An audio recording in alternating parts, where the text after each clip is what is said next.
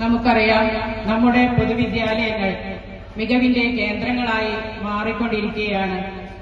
സമൂഹത്തിലെ എല്ലാ വിഭാഗം വിദ്യാർത്ഥികൾക്കും ഗുണമേന്മയുള്ള വിദ്യാഭ്യാസം ലഭ്യമാകണം എന്ന ലക്ഷ്യത്തോടുകൂടി അടിസ്ഥാന സൗകര്യങ്ങളുടെ കാര്യത്തിലും അക്കാദമിക നിലവാരത്തിന്റെ കാര്യത്തിലും മുമ്പില്ലാത്ത വിധം വളരെ മികച്ച രീതിയിൽ നമ്മുടെ പൊതുവിദ്യാലയങ്ങൾ മുന്നോട്ടു പോയിക്കൊണ്ടിരിക്കുകയാണ്. ജനകീയ ആസൂത്രണ പദ്ധതിയിലൂടെയും MLA, MP ഫണ്ടുകളിലൂടെയും ഒക്കെ ലഭിച്ച കെട്ടിടങ്ങൾ നമുക്കുണ്ടെങ്കിലും ആദ്യമായിട്ടാണ് കിഫ്ബി ഫണ്ട് ഉപയോഗിച്ചുള്ള ഒരു കെട്ടിടം ഇന്ന് ഉദ്ഘാടനം ചെയ്യാൻ പോകുന്നത്. സർക്കാരിന്റെ നവകേരളം കർമ്മ പദ്ധതിയുടെ ഭാഗമായി വിദ്യാകിരണം മിഷനിൽ ഉൾപ്പെടുത്തി 1,30,00,000 രൂപ ഉപയോഗിച്ച് നമുക്ക് പുതിയ കെട്ടിടം നിർമ്മിച്ചിരിക്കുകയാണ്. സന്തോഷവും അഭിമാനവും നിറഞ്ഞ ഈ നിമിഷത്തിൽ സ്കൂളിന്റെ ഒരു പൂർവ്വകാലം ഓർക്കുകയാണ്. ഈ പ്രദേശത്തെ ഒരുപാട് ത്യാഗമനസ്കരായ ആളുകളുടെ ശ്രമഫലമായി 1957 ഈ സ്കൂൾ സ്ഥാപിതമാകുന്നത്. പിന്നീട് കുട്ടികളുടെ ബാഹുല്യം കാരണം 1982 ബോയ്സ് സ്കൂളെന്നും ഗേൾസ് സ്കൂളെന്നും ഈ സ്കൂൾ വിഭജിക്കപ്പെട്ടു. കേരളത്തിലെ വിദ്യാലയങ്ങളിൽ വൊക്കേഷണൽ ഹയർ സെക്കൻഡറി വിഭാഗം ആരംഭിച്ച ആദ്യകാലത്ത് തന്നെ നമ്മുടെ സ്കൂളിലും വൊക്കേഷണൽ ഹയർ സെക്കൻഡറി ആരംഭിച്ചു.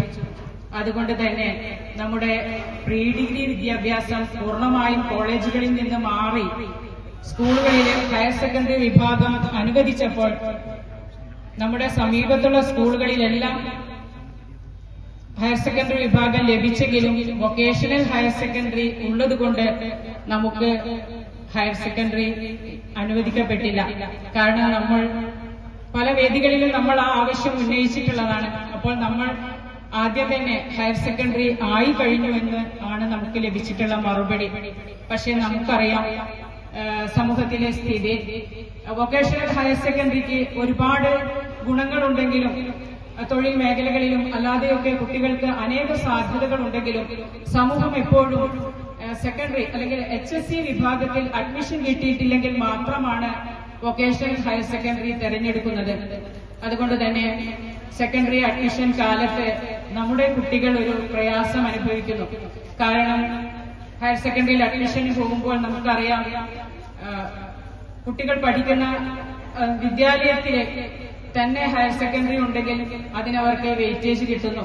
അതുപോലെ നമ്മുടെ വിദ്യാലയം ബാലുശ്ശേരി പഞ്ചായത്തിലാണെങ്കിലും നമ്മുടെ ഇവിടേക്ക് എത്തിച്ചേരുന്ന കുട്ടികളിൽ വലിയൊരു വിഭാഗം ഉണ്ണികുളം പനങ്ങാട് പഞ്ചായത്തിൽ നിന്നുള്ള വിദ്യാർത്ഥികളാണ്. അപ്പൊ ആ കുട്ടികൾക്ക് പഞ്ചായത്തിന്റെ വെയിറ്റേജും ലഭിക്കാതെ പോകുന്നു. എപ്പോഴും നമ്മൾ അതുകൊണ്ട് തന്നെ ഹയർ സെക്കൻഡറി അഡ്മിഷൻ കാലത്ത് ഇവിടെ നിന്ന് പഠിച്ചിറങ്ങുന്ന 10ാം ക്ലാസ് വിദ്യാർത്ഥികൾ ഒരു പ്രയാസം അനുഭവിക്കുന്നു എന്നുള്ളത് ഒരു യാഥാർത്ഥ്യമാണ്. എന്തായാലും ബഹുമാനപ്പെട്ട ബാലുശ്ശേരി MLAയുടെ ശ്രമഫലമായി നമ്മുടെ സ്കൂൾ പൂർവാവസ്ഥയിലേക്ക്, അതായത് ഈ 2 സ്കൂളുകളും ലയിച്ച് ഒരു സ്കൂളായി തീരും എന്ന് തന്നെ നമ്മൾ പ്രതീക്ഷിക്കുന്നു. അതിനുള്ള ശ്രമങ്ങൾ നടക്കുന്നുണ്ട്. ബഹുമാനപ്പെട്ട വിദ്യാഭ്യാസ മന്ത്രി അത് പരിഗണിക്കാം എന്ന് പറഞ്ഞിട്ടുണ്ടെന്നാണ് മനസ്സിലാക്കുന്നത്.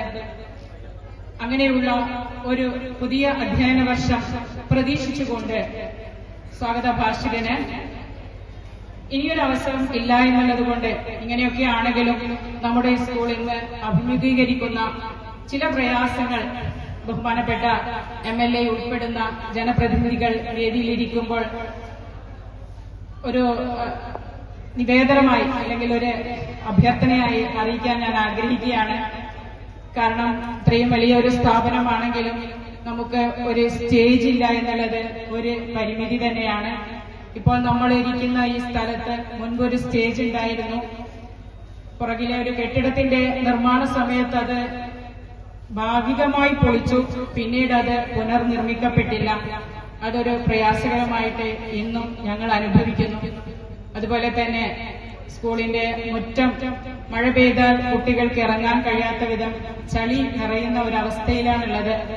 ആ ഒരു മുറ്റം ഇന്റർലോക്ക് പതിച്ചു കിട്ടുക എന്നുള്ളതും ഞങ്ങളുടെ ഒരു ആഗ്രഹമാണ്. അതുപോലെ ഞങ്ങളുടെ VHSE വിഭാഗത്തിന്റെ ബയോളജി, കെമിസ്ട്രി ലാബുകൾ ഒരുമിച്ച് പ്രവർത്തിക്കുന്ന ഒരു സാഹചര്യമാണ് ഇപ്പോഴുള്ളത്. അതിനും ഒരു ശാശ്വത പരിഹാരം ഉണ്ടാവണം എന്നുള്ള ഒരു അഭ്യർത്ഥനയോടുകൂടി എന്റെ കർത്തവ്യത്തിലേക്ക് കടക്കട്ടെ. നമ്മുടെ ഈ പുതിയ കെട്ടിടം